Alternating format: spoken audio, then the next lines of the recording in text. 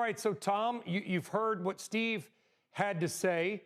This is, by the way, not unusual for Nvidia, is it? Nvidia, the good folks at Bespoke, your team, you've recognized that Nvidia will often have these kind of wild swings following earnings, but what is your take right now on these markets?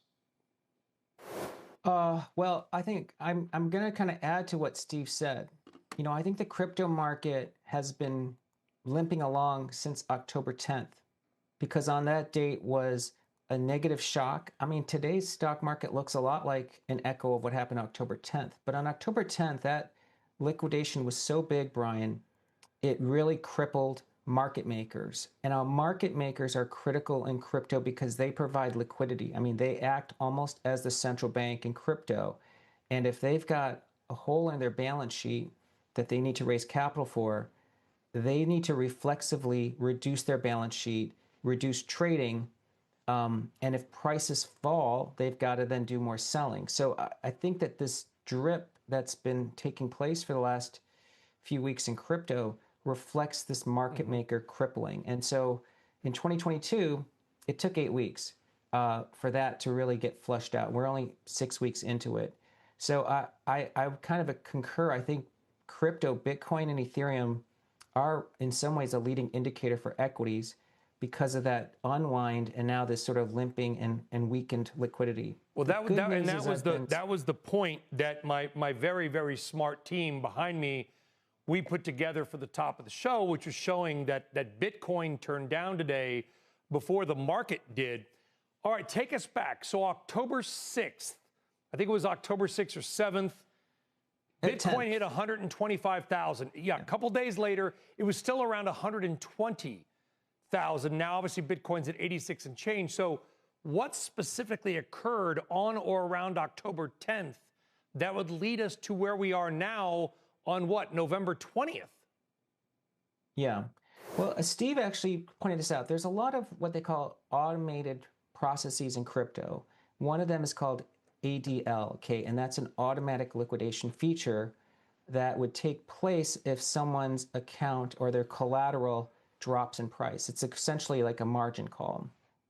On a specific exchange, a stablecoin's price varied from other exchanges. Stablecoin should stay at $1. It dropped to 65 cents. But that only happened within the exchange quotes, within this exchange because of liquidity. That triggered an ADL, an automatic liquidation across many accounts. It wiped out, as that spread across other exchanges, right? Because liquidations cascade. Almost 2 million crypto accounts got wiped out, even though minutes before they were actually profitable accounts. So who is behind this? Like, who's the they in the market makers and they got hit? Who's the they? Well, Brian, I am aware of names, but because I'm not someone who wants to name names, I think what you should keep in mind is that this error is actually essentially a bug, a code error, because I think in retrospect they would have pulled pricing from across exchanges to set the price for that stablecoin rather than relying on internal quotes. But this has resulted in a lot of market makers and traders having less capital. And as you know, as crypto prices drift lower because trading volumes drop, they need to then have more capital available, which means they shrink their balance sheet further. So this is then that reflexive weakening. I want to go back to this point, Tom. I hate the term glitch. I can't stand the term glitch because things go down at the airport and they say, well, a glitch caused your flight to not take off. That's not a glitch. That's more than a glitch. It's a word that is used to describe pretty serious automation issues, software problems, crashes, for some reason that they try to minimize.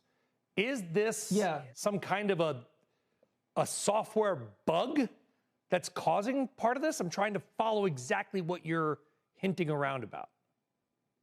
Yeah, I mean, Brian, it is. I mean, for instance, in 1987, portfolio insurance was the, quote, glitch, and that triggered the cascade in 1987.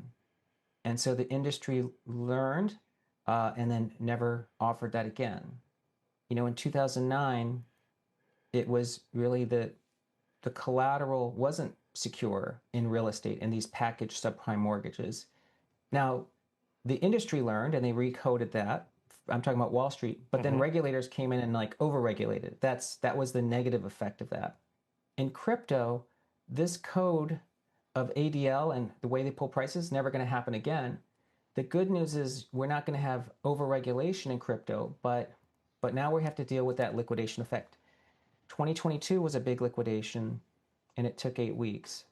But that is kind of, you're right. It is the nature of DeFi where there is going to be code and there's going to be an error found. And you said it, leverage is what's dangerous. And so investors should not be using excess leverage in crypto.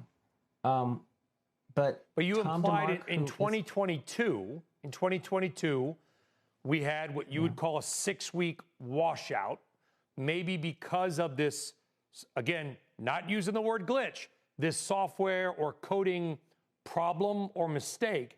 6 weeks later, we know what happened. If you bought then, you made a lot of money. Do you still think we are in a washout period in an overall bull market? Yeah, I mean, I can tell you a few things.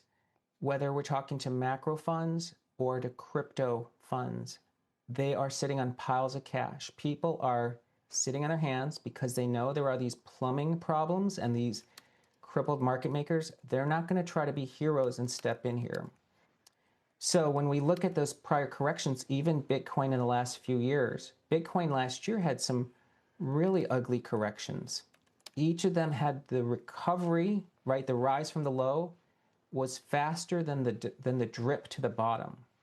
So if we've been suffering through 6 weeks of Bitcoin falling from 125 to 88, and maybe it goes to 77, right? Maybe that's the low, and Ethereum bottoms at 2,500.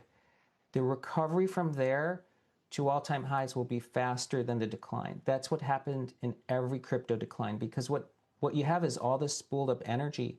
People are sitting and waiting, and there's panic selling, forced sellers, but the buyers are being patient. That's what will happen. And again, you guys kind of hit it on the head. MicroStrategy is probably the most important stock to watch right now because that is the Bitcoin proxy. It's the most liquid name. It seems to me that when in the crypto world, when they're trying to hedge their longs in Bitcoin and Ethereum, they can't find any other way to hedge it except shorting the liquid stocks that are the proxy. So that's the MicroStrategies. This is one of, if not the most important interviews I've done this year. And that's respectfully to every other guest we've had on this fine network and fine show. Because I want to dive in a little bit deeper to what you're saying. That basically there's some kind of a software coding problem that's causing a lot of this. Let's bring up, guys, if we can, MSTR. That is the company formerly known as MicroStrategy, now just known as Strategy. The stock's down 50% in 3 months, Tom. It's down about 65% from its highs in the middle of July. Is MicroStrategy down because Bitcoin is down, or is Bitcoin falling in part because the strategies of the world, the Michael Saylors of the world, have to sell the crypto because their equity is going down? What's the chicken? What's the egg? Yeah. Well, again, because of my world in research and on BitMine, we are really plugged into all the trading desks and all the clients that trade. Anybody who has a sizable Bitcoin long position, okay, let's say it's more than $1 billion, they have very limited ability to hedge it in crypto derivatives, like calls. The max they can do is maybe 5% of their holdings. And then if you go to traditional CME exchanges, their contract sizes prevent someone from hedging $1 billion portfolio. However, someone can use MicroStrategy's options chain, which is so liquid, to hedge all of their crypto. So MicroStrategy is essentially absorbing all the hedging pressure that the crypto industry is trying to do to protect their Bitcoin longs. So the reason MicroStrategy is a leading indicator, it's actually the only convenient way to hedge someone's long is to short MicroStrategy or buy puts. That's what we're seeing today. This is the kind of stuff, Tom, it's one of the main reasons that we bring you on, because you understand what I would consider the engine oil of the stock market, right? We know how the engine works, or people think they do, But inside that engine, there are gears, there are pistons, there are things that are occurring that for 99.9% of our audience, they don't do this for a living. We get it. This is a really important interview. I'm going to let you go, Tom. We are watching MicroStrategy or Strategy. We're watching Bitcoin, and we're watching possibly 77,000, which you think might be kind of a washout period, correct?